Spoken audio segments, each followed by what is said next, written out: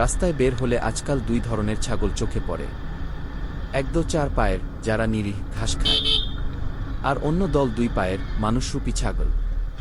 এদের কাণ্ডকারখানা দেখে যদি আপনি মুখ খোলেন বা গালি দেন, উল্টো আপনার নিজেরই মানসম্মান নিয়ে টানাটানি পড়বে। আমার ফেসবুক ফ্রেন্ড লিস্টে এমন অনেক বীর আছেন যারা এই পাবলিকগুলোর মুখোমুখি হয়েছেন। কমেন্টে মেনশন করুন তো, দেখি কার কার এই মানুষরূপী ছাগলদের চেনার দূরদর্শিতা আছে। সবাই সাবধানে চলবেন ভাই, কারণ বাজারে ছাগলের দাম কমলেও রাস্তায় এদের সংখ্যা দিন দিন বাড়ছে।